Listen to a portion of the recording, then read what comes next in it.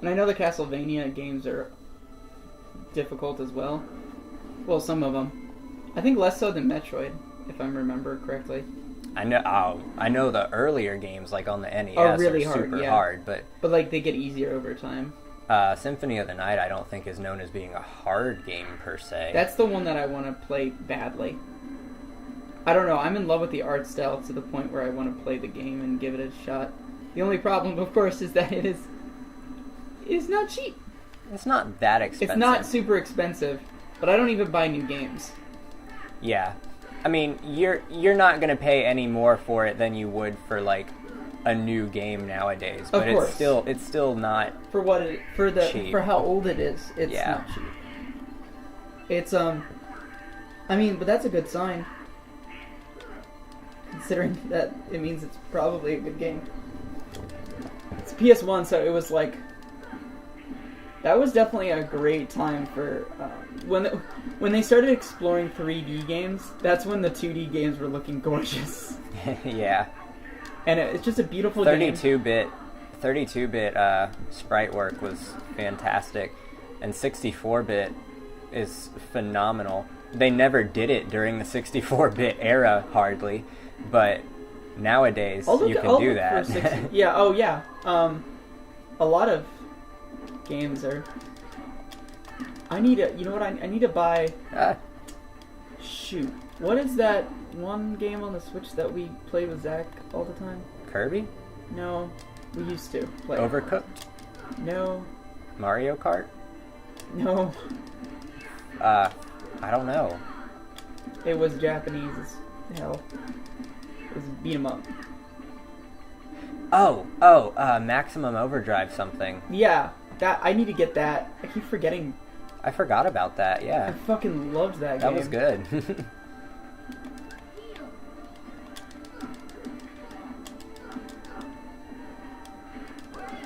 I'm a huge fan of beat 'em ups. The only thing is, I don't know. I feel like beat 'em ups are starting to become popular again with indie games that are cheaper than the older beat 'em ups. Yeah. So it's better. Yeah. Although we do have the Teenage Mutant Ninja Turtles on NES right now, and that's a fucking great one. So fucking happy about that. You played it the other day, didn't you? I dabbled with it. Yeah.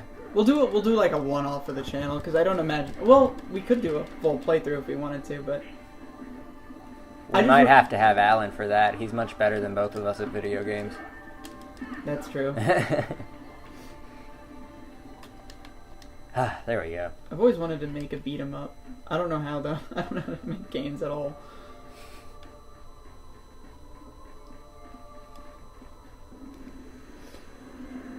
If I ever did, it would be that Kigurumi Fighter one.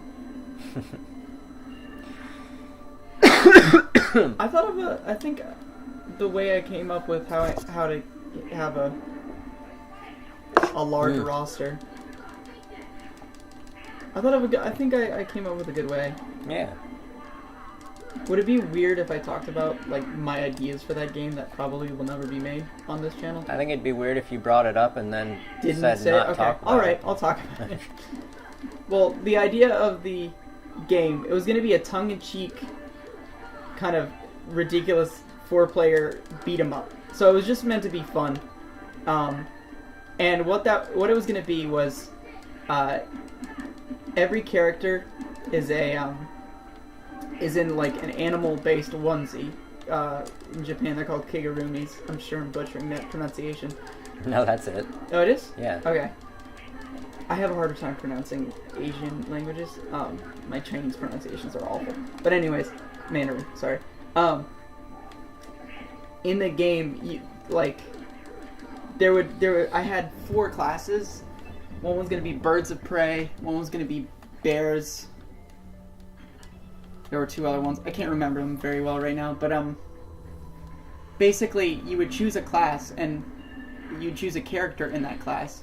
Like Pi the Panda. Yeah.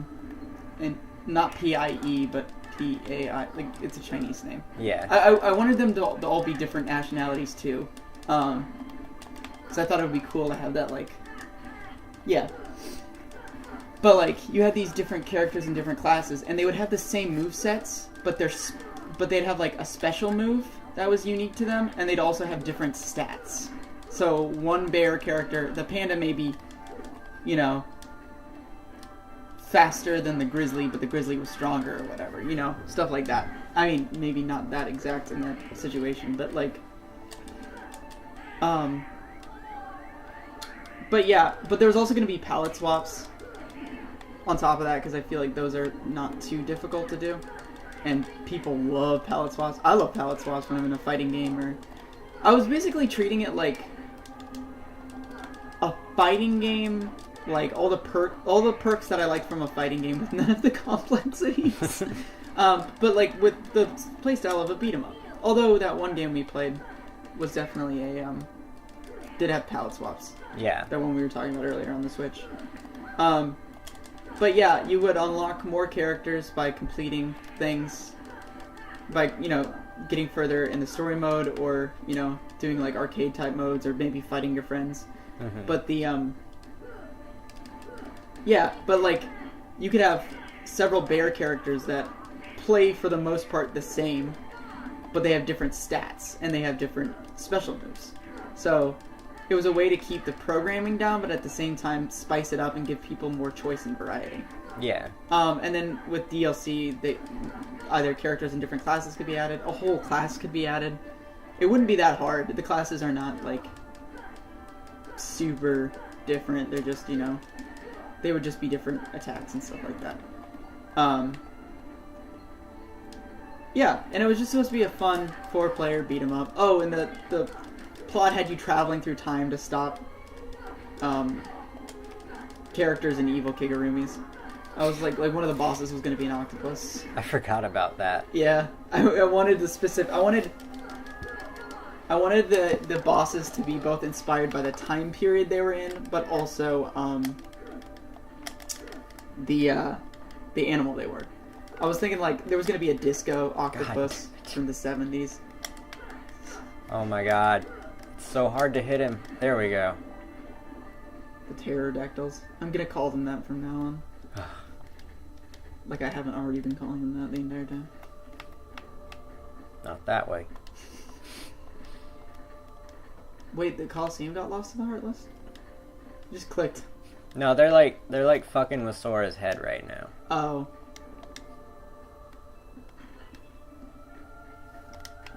For as trippy as this is, and I know like a lot of Japanese games tend to be trippy, there's at least like an explanation for all of it. You know what I mean? Yeah. Like they're messing with Sora's head. Okay, cool. Yeah. I can accept that. Like even as a child, I was just like, yeah, whatever. That's a thing. I got that. I just missed the implication.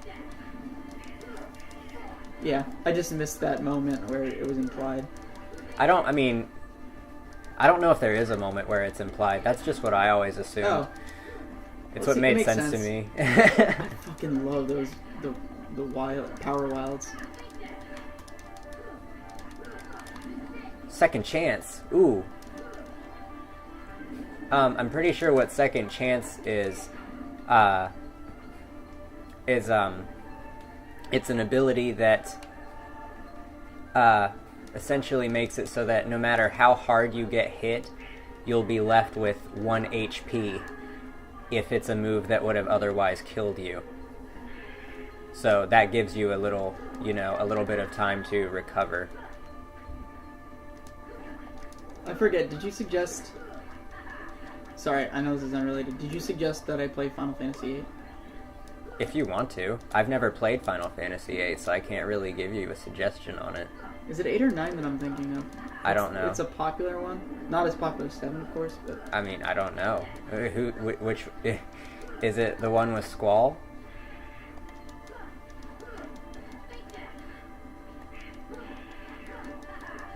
I mean, that could be applied to 8 or 9. I think it's 9 that I'm thinking of.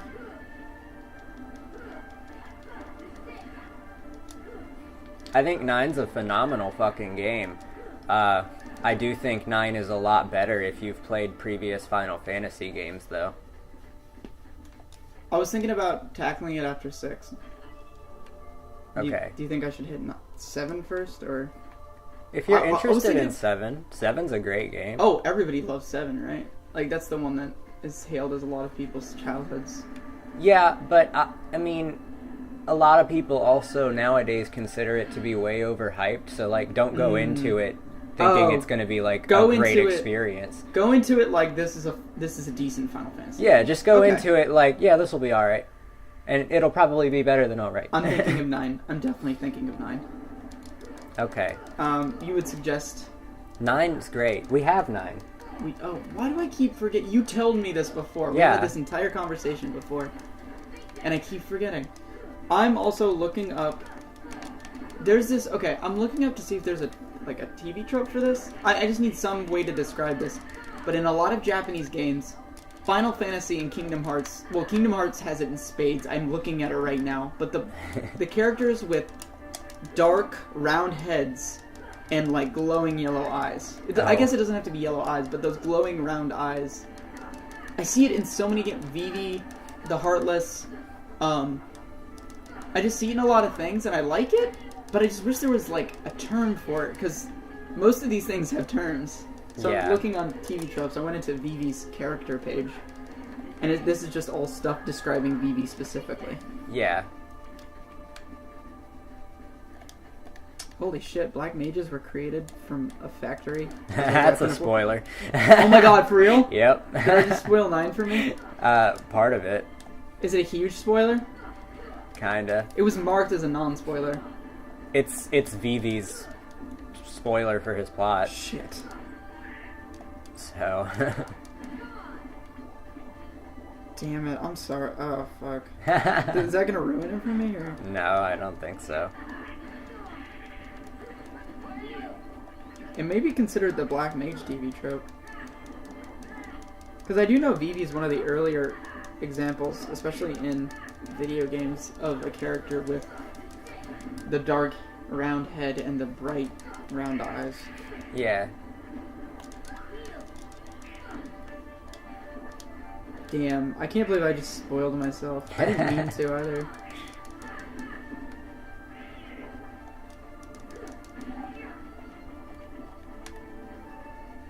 The Faceless. That's kind of a more vague trope, but that might... Nice hat, parental substitute, parting words, pint-sized powerhouse. Woo!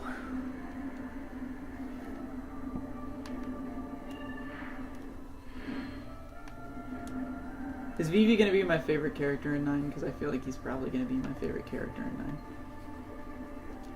Maybe. Is he as adorable as he looks? Yeah. Okay, then I'm probably going to like him. That's the great thing about Final Fantasy, is that each game has, an ensemble cast, and you're gonna like somebody in there, more than likely. Mm-hmm. Unfortunately, also usually means you're gonna hate one character. Yeah, but you don't have to have them in your party if you don't like them. That's true. No, Black Mage is considered... It's much vaguer. It's like not in the description of how they look or anything. It's definitely specifically a mage who uses offensive type magic. Yeah, that's what I thought. That's generally what one is. I mean, yeah, in other works of fiction as well and stuff like that. The Faceless, I guess, is the closest.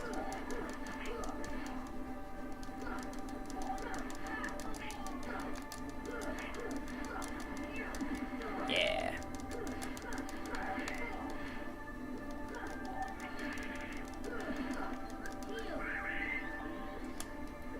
You know what? If I can honestly do research and find out that there's no trope for this, I will straight up make one. You should. Because, like, in Kirby, a lot of the new Kirby All-Stars, all the enemies that are generic kind of have that face, too. I don't know what I'd call it. Probably That's what Meta Knight looks like under his mask. I'd probably call it VV Physiology. If I had to name it. Because VV seems to be one of the earlier examples, but I'm sure there are other... Meta Knight's pre-VV, isn't he? I don't know. I would come up... It would be something blank physiology. Hey, you got your costume back. Yeah. Aren't they doing this more and more in games? Like having Sora, Goofy, and Donald have... When it suits the world, they do it. I've heard, I've heard that there's more of this in 2, and then there's even more of it in 3. Or it looks like there's more of it in 3. Yeah. So you got Monsters, Inc., and Toy Story, which I think they're brilliant versions. Yeah, they look great. It also doesn't make sense for Sora to just be in his human form in the monster world, especially. Right, they'd be freaking out if they saw him. Because I assume it takes place during the first... Yeah. These have, like... I know that they have their own continuities, but they do follow closely with, like, the certain films and stuff. You know, it's funny, within the different games, you know, you visit a lot of worlds multiple times in different games. Sometimes when you go to them, it'll be a plot line that mirrors the film. Yeah. Or it'll be a plot line that mirrors a sequel film. Or it'll just be an original plot line. Or sometimes it acts as a sequel to the plot line of the original film. Oh, that's interesting. So yeah, there's always a variation. You know, you never know what you're going to get the first time you go there. Yeah. What it looks like in Monsters, Inc. is it takes place during the first movie. That looks to be the case with that one. The Toy Story world, though, they showed a trailer for that, like, last year. Mm-hmm. And I remember it, but I don't remember what... The plot of that world seems to be that all of the humans have disappeared, so the toys are going to go and search for them, because they think it has something to do with the Heartless. Okay. That's pretty cool. Yeah. So...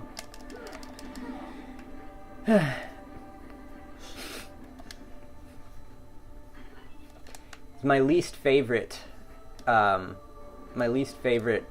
that they do is when it's just the plot of the movie, but, like, dumbed down.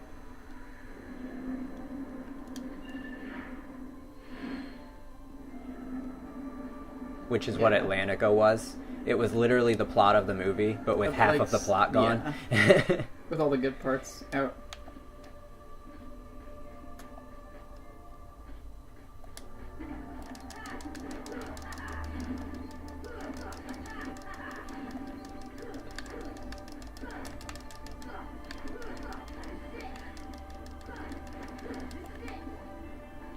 Shit! I was trying to type in Meta Knight, and I typed in Meat Knight. Meat Knight? Hey. He's my sworn enemy. Mighty ooh. Because I'm the veg mage. Hey, Goofy. Hell yeah. It's gonna bump his strength from 23 to 37. Jesus Christ. What do you have? What are some other good That's examples nice. of the characters with... I'm honestly just at this point... Have you seen Princess Mononoke? Yes. Maybe the forest spirits in that? No, they're white with black eyes. My bad. They're similar, though. They're literally like an inversion. Yeah.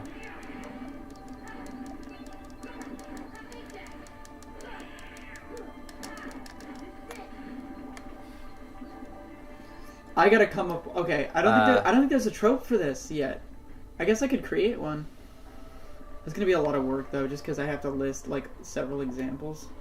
And I can't just do video games, I imagine. I'll probably list Princess Mononoke's Forest Spirits. But I could put, like, inversion. That'd be pretty cool. I guess... Oh, fuck. I don't know how I feel about creating a TV trope after being on that website and not contributing for so long. I think it's mostly open I think you should source. feel proud. That I found something that could easily be a TV trope and isn't yet. Yeah. I have to come up with good examples and shit like that, though. Ooh. The Heartless from the Kingdom Hearts series is a really good example.